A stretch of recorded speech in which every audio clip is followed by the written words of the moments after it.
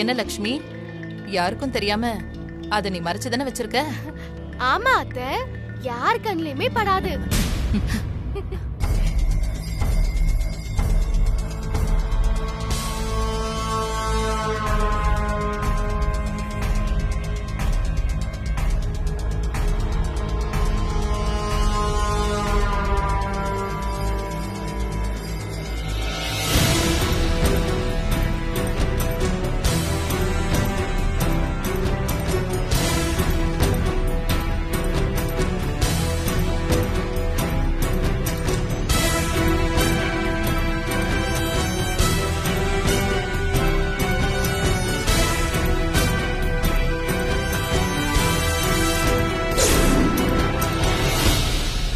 பைரவி,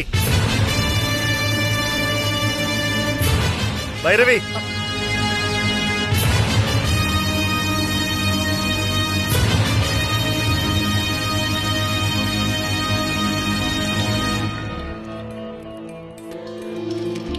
இந்த போஸ்டர் அடிச்சது யாரு?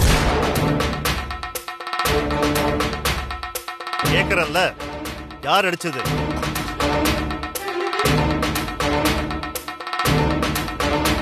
அது நான் தான் மாமா. நினைச்சேன் இந்த மாதிரி வேலைலாம் நீ தான் பண்ணுவேன்னு. ஆமா, யார கேட்டு இந்த போஸ்ட் அடிச்சா?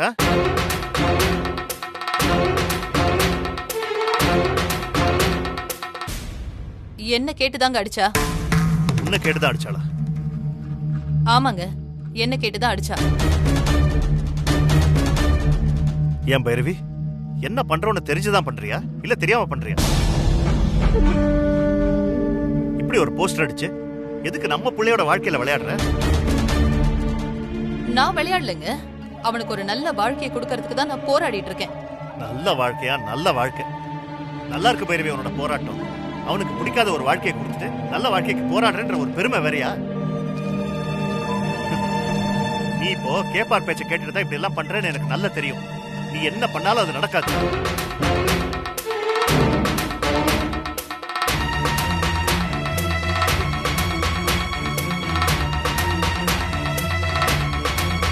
இங்க பாரு ருத்ரா, இந்த மாதிரி வேலை எல்லாம் இத்தோட நிறுத்திக்க.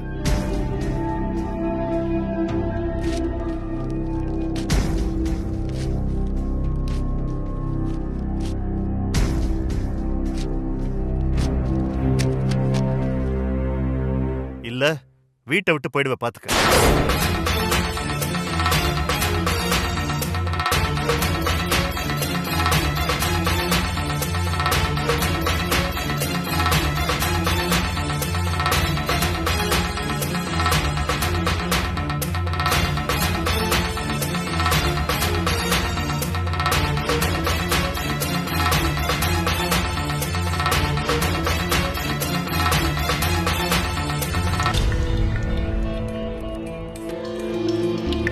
அத்தை, லக்ஷ்மிய முறைச்சு எந்த பிரயோஜனமும் இல்லை.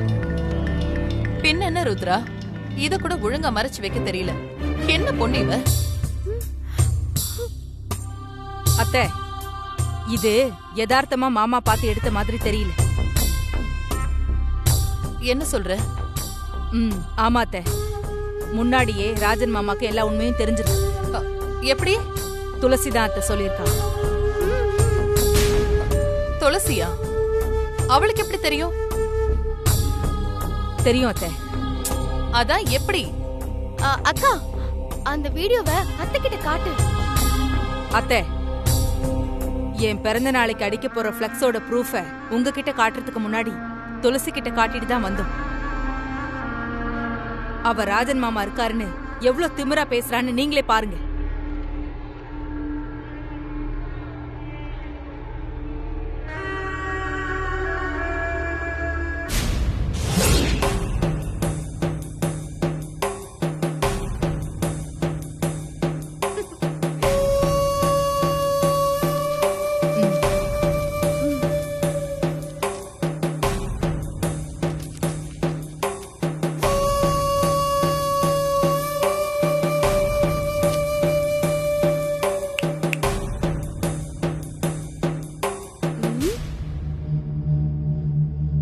நேத்து நீதான் இந்த வீட்டுக்கு மருமகன்னு மாமா பெருமையா சொன்னாரு. அவர் சொன்னதுனால நீ இந்த வீட்டுக்கு மருமகள ஆயிட முடியாது. ஏன்னா அவரை தாண்டி நீ வெளியே போனா ஊர்ல இருக்கிற எல்லாரும் சொல்லணும் நீ தான் கமிஷனரோட மருமகன்னு. அப்பதான் நீ விஸ்வாவுக்கு மனைவி, ராஜன் மாமாவுக்கு மருமகன். ஆனா அப்படி யாருமே சொல்ல மாட்டாங்க. ஏன் தெரியுமா? ஏன்? ஏன்னா ஊர்ல உள்ள எல்லாரும் விஸ்வா லக்ஷ்மி தான் கணவன் மனைவி, கமிஷனரோட மருமக லக்ஷ்மி தான் சொல்லுவாங்க. அது எப்படி கல்யாணமே ஆகாம அப்படி சொல்லுவாங்கன்னு பாக்குறியா? இந்தா இத நீயே பாரு.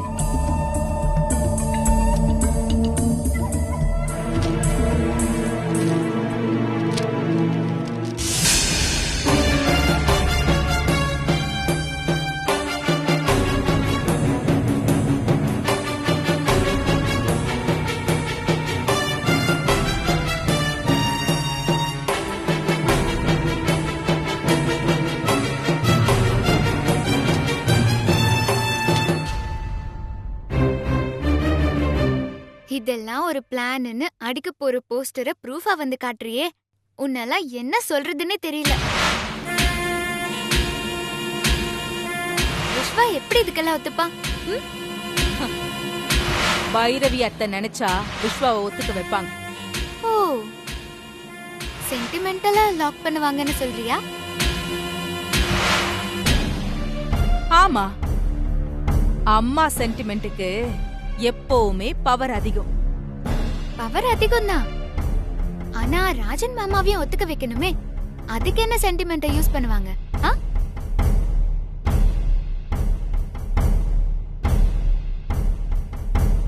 இங்க பாரு, மாமா கிட்ட இந்த அத்தையோட சென்டிமெண்ட் எல்லாம் ஒர்க் அவுட்டே ஆகாது. ஏன்னா அவங்க வாழ்ந்து முடிச்சவங்க. மாமா இனிமே வாழ போற விஸ்வாவை பத்தி தான் யோசிப்பாரு. அதனால ராஜன் மாமா இருக்கும்போது அத்தையால எதுவுமே பண்ண முடியாது. முடியும். முடியாது. ஏன் முடியாது? பைரவி அத்தை நினைச்சா எதை வேணாலும் பண்ணுவாங்க. அப்படியெல்லாம் பைரவி அத்தையால பண்ண முடியாது. ஏன்னா ராஜன் மாமா தான் இந்த குடும்பத்தோட தலைவர். மாமா சம்மதம் இல்லாம அத்தை எந்த முடிவையும் எடுக்க மாட்டாங்க. வேணும்னா உன்ன மாதிரி ஆளுங்க வேணா எடுப்பாங்க. அதுக்காக உன்ன மாதிரி அத்தையும் நினைச்சிடாத என்ன? அப்போ மாமாவுக்கு தான் பவர் அதிகம், அவரை மீறி பண்ண பைரவி அத்தைக்கு கட்ஸ் இல்ல, அவங்க டம்மி பீஸ்னு சொல்ல வரியா? அப்படி நீயா கற்பனை பண்ணிக்கிட்டா அதுக்கு நானும் செய்ய முடியாது. அப்படின்னா இப்ப நீ சொன்னதுக்கு என்னடி அர்த்தம்? மாமாவை மீறி அத்தையால எதுவும் பண்ண முடியாது, அவ்வளவுதான்.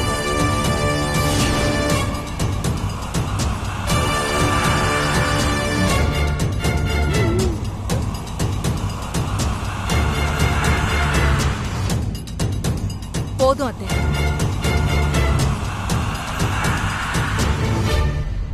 இனிமே இத பார்க்க வேண்டாம். ஏன்? இல்ல அத்தை, இதுக்கப்புறம் அந்த துளசி உங்களை பத்தி ரொம்ப மோசமா பேசியிருக்கா.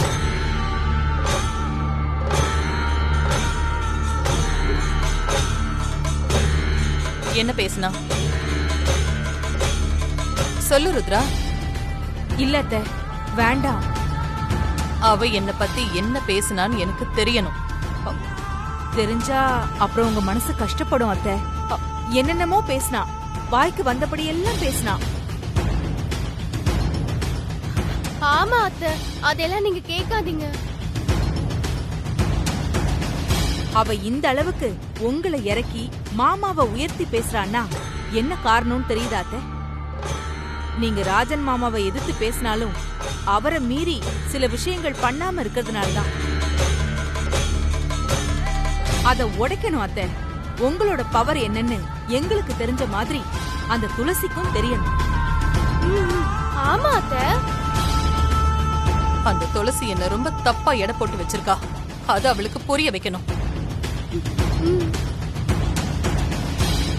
என்ன நடந்தாலும் சரி, அவர் என்ன பண்ணாலும் சரி, உன்னோட பிறந்த நாளுக்கு விஸ்வா லக்ஷ்மி தம்பதின்னு போஸ்டர் அடிச்சு அந்த சில்வர் கொடுத்த அவங்க 2 பேர் கையால குடுக்க வச்சு ஊர் பூரா லக்ஷ்மி தான் என் மருமகன்னு சொல்ல வச்சு நான் யாரு என்னோட பவர் என்னன்னு அந்த துளசிக்கு காட்டதான் போறேன்.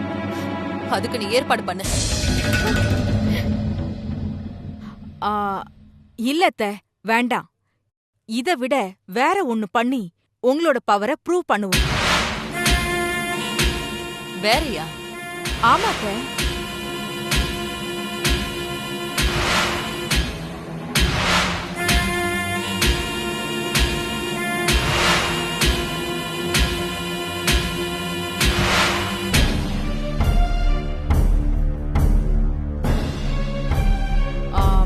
இது பண்ண முடியாதுதான். ஆனா பண்ணிட்டா நீங்க தான் அத வெயிட். பண்ண முடியாதுன்னு இல்ல ருத்ரா, பண்றேன். என்னால முடியாதது எதுவுமே இல்லைன்னு அந்த துளசிக்கு தெரியணும். அவளுக்கு நான் பாடம் கத்து கொடுக்கணும். அதுக்காக பண்றேன். கண்டிப்பா அத்தை. நீங்க அப்படி பண்ணுனா துளசிய விஸ்வா கிட்ட இருந்து நிரந்தரமா பிரிச்சிடலாம். என்ன பொறுத்த வரைக்கும் அந்த துளசி சிவகாமியோட பொண்ணு. அவ இந்த வீட்டுக்கு மருமகளா வரக்கூடாது. எனக்கு சிவகாமி சம்பந்தியா வரவே கூடாது.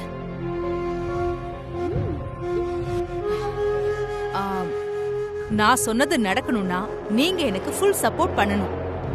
நீங்க எனக்கு சப்போர்ட்டா இருந்தா இப்பவே இதுக்கான ஸ்டெப்ப என்னால எடுக்க முடியும் அத்தை. என் சப்போர்ட் உனக்கு தான் ருத்ரா. நீ என்ன சொன்னாலும் நான் செய்யறேன். நீ தைரியமா ஸ்டெப் எடு.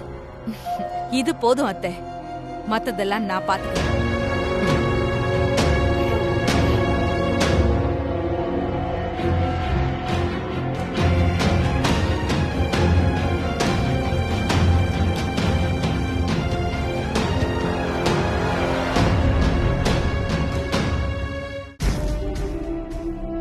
அக்கா அக்கா செம்மக்கா, நீ இப்படி ரூட் போடுவேன்னு நான் நினைச்சு கூட பாக்கலக்கா. எதுக்கு துளசி கிட்ட ப்ரூஃப காட்டணும், எதுக்கு வீடியோ எடுக்கணும், மாமாக்கு தெரியாம பண்றது தானே கரெக்டா இருக்கும்னு பைரவி அத்தை மாதிரியே நானும் நினைச்சேன். ஆனா நீ அதெல்லாம் வேலைக்கே ஆகாது, பிளான் இது இல்ல வேற என்ன சொல்லி பின்னிட்டக்கா. இங்க பாரு லட்சுமி, எப்பவுமே நம்ம கையில ஒரு பிளான் இருக்கணும். அந்த பிளானை எக்ஸிக்யூட் பண்றதுக்கு டம்மியா இன்னொரு பிளான் இருக்கணும். அப்பதான் ஒரு பிளான் மிஸ் ஆயிடுச்சு, அடுத்த பிளான் எதுவா இருந்தாலும் நான் செய்யறேன்னு பைரவி அத்தை சொல்லுவாங்க. அவங்கள தூண்டி விடத்தான் என் பிறந்த நாள் ஃபங்க்ஷன், போஸ்டர், ஃபிளக்ஸ் எல்லாமே. இது சின்ன மீனை போட்டு பெரிய மீனை பிடிக்கிற யுக்தி. நான் இப்ப நினைச்ச மாதிரியே அத்தை பெரிய மீனை பிடிக்க ஓகே சொல்லிட்டாங்கல்ல. இது தாண்டி தந்திரம். தந்திரம்னு மட்டும் சொல்லாதக்கா, என் வாழ்க்கையை மாத்த போற மந்திரமும் இதுதான். நீ இப்ப பண்ண போறதுதான்க்கா நான் நினைச்ச வாழ்க்கையே எனக்கு கொடுக்க போகுது.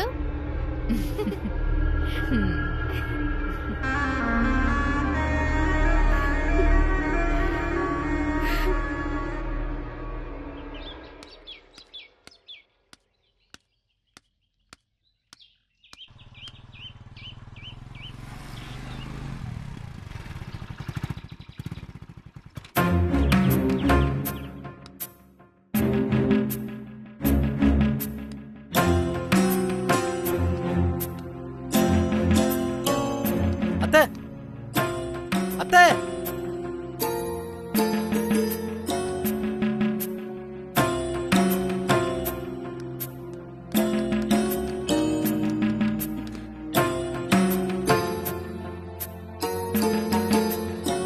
என்ன ஆச்சு அத்தை?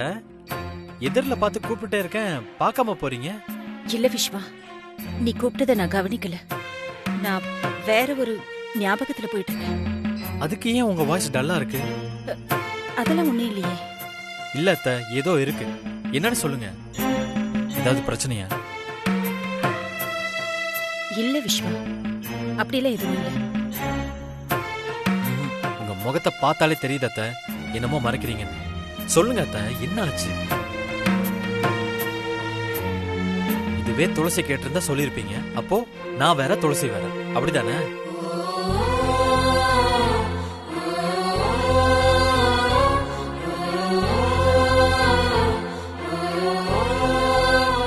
அப்படியெல்லாம் ஒண்ணும் இல்ல விஸ்வா. இல்லன்னா சொல்லுங்களேன்.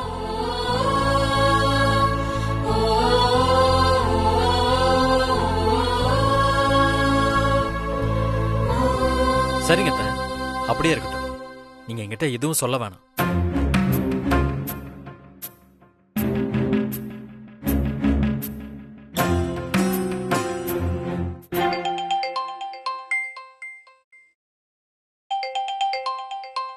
அட தத்தி. சொல்லு விஸ்வா. துளசி, நான் அத்தைய பார்த்தேன். அப்படியா? ஆமா துளசி, அவங்க ஏதோ சோகமா இருக்காங்க. எதுக்கு இப்படி இருக்கீங்கன்னு கேட்டா அப்படி எல்லாம் எதுவுமே இல்லைன்னு என்கிட்ட மறைக்கிறாங்க. நீயே என்னன்னு கேள. மறைக்கிறாங்களா? ஆமா. சரி, சிவகாமி கிட்ட போன் கொடு. இந்தாங்க, துளசி தான் லைன்ல இருக்கா, பேசுங்க.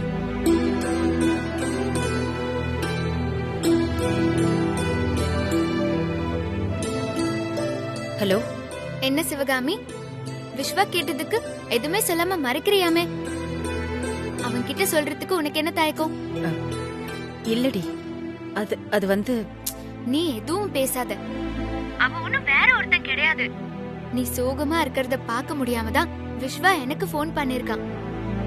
நீ இப்படி சொல்லாம இருக்கிறது அவனை நம்ம குடும்பத்துல ஒருத்தனா நீ பார்க்கலங்கிற மாதிரி ஆயிடும். அதனால எதுக்கு நீ சோகமா இருக்கேன்னு உடனே விஸ்வா கிட்ட சொல்லு. என்ன சொல்றியா? சொல்றேன். குட்.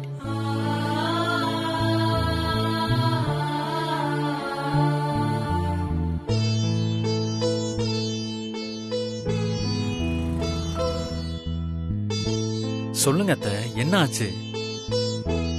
வீட்டுக்கு பூ வைக்க வந்தப்போ ருத்ரா தாம்பூல தட்டை தட்டி விட்டது.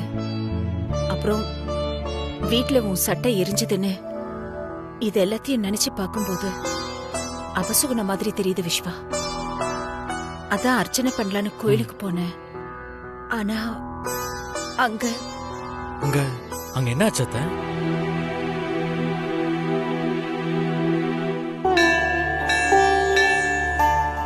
பேர் நட்சத்திரம் சொல்லுங்க. விஸ்வா மிதுன ராசி மிருகசிரேஷ நட்சத்திரம். துளசி ரிஷப ராசி ரோகிணி நட்சத்திரம்.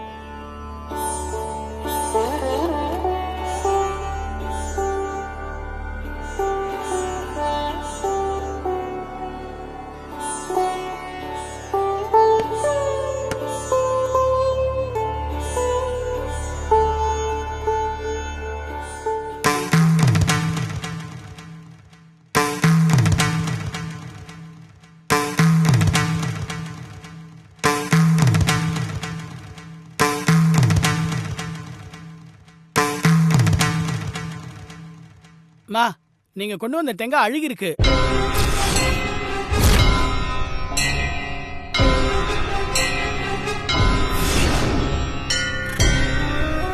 பெருமாளுக்கு ஏதோ குறை வச்சிருக்கீங்கன்னு நினைக்கிறேன். அதனால பெருமாள் இதை ஏத்துக்கல.